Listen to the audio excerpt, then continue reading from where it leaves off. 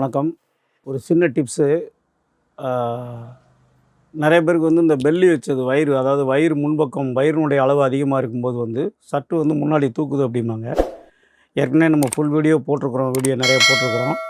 இருந்தாலும் அதில் முக்கியமான பாயிண்ட் இருக்கக்கூடிய ஒரு சின்ன டிப்ஸ் தான் இந்த வீடியோ. எப்படிங்கிறத வீடியோவில் பார்ப்போம். இந்த செட்டு வித்தவுட் ஷோல்டர் தான் கட் பண்ணியிருக்கோம். கார்புலண்ட் பாடி, இந்த ஸ்ட்ரெயிட் நெஞ்சுப்பட்டி மார்க் இது 1.5 இன்ச்சு தள்ளி வச்சுருக்கிறோம். இந்த மார்க்கில் இருந்து அந்த ஸ்ட்ரெயிட் லைனை ஃபுல்லாகவே இந்த மார்க்கில் இருந்து அந்த லைனை ஃபுல்லாக எடுக்கிறோம். எல்லா லைனையுமே இந்த கிராஸ் லைன்லேருந்து எடுத்து மார்க் பண்ணி தான் அளவு இங்கேருந்து வச்சுக்கிறோம். இப்போ நான் 3 இன்ச்சு தான் மேலே 3 இன்ச்சு தான் வச்சுருக்கிறேன். இந்த சைடு 3.5 இன்ச்சு வச்சுருக்கேன். இதனுடைய கிராஸ் அளவு என்னவோ இங்கேருந்து இதில் 3 இன்ச்சு கழுத்துக்கு வச்சுருக்கேன். இதில் 3.25 வச்சுருக்கிறேன்.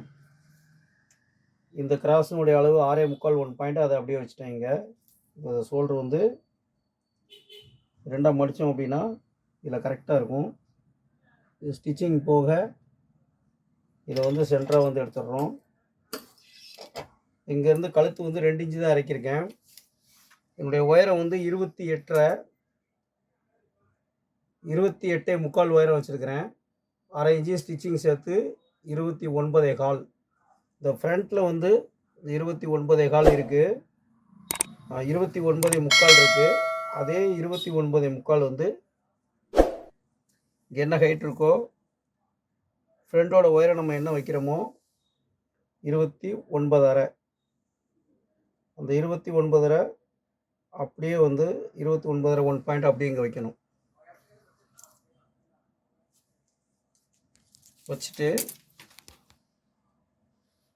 இதனுடைய அளவு இங்கே இந்த உள்பக்கம் பண்ணிட்டீங்க அப்படின்னா, இப்போ இந்த ஸ்ட்ரைட்டை இப்போ இந்த லைன் இப்படி ஸ்ட்ரைட்டாகவே போடலாம். இந்த பாருங்கள், இந்த எல்லுலேயே வச்சாச்சு. பேக் கம் பண்ணுறது இப்படி ஸ்ட்ரைட்டாகவே பண்ணிக்க. இந்த ஸ்ட்ரைட் கரெக்டாகவே வந்துடும். இந்த கார்னர் மட்டும் லேஸாக அப்படி எடுத்து விட்டோம்னா போதும். இப்போ சைடில் பார்த்தா இந்த சைடில் ஏரோ ரெண்டும் சேமாக தான் இருக்கும். பேக்கு கம்மியாக இருந்தாலுமே ஷர்ட்னுடைய வியூ சைடில் ஏரோ பார்க்கும்போது ரெண்டு பக்கமும் கரெக்டாக பேக் ஃப்ரண்ட்டு கரெக்டாக இருக்கிற மாதிரி இருக்கும். இந்த கட் பண்ணி எடுக்கிறத நான் கிராஸாகவே மார்க் பண்ணல, பாருங்கள், ஸ்ட்ரெயிட்டாக தான் பண்ணியிருக்கேன்.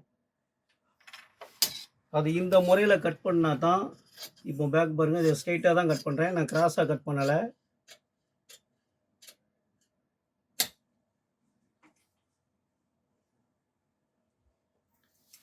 இப்போ ஃப்ரண்டே பார்த்துட்டோம் மேலே ஷோல்டரில். இப்போ பேக் பார்த்தீங்கன்னா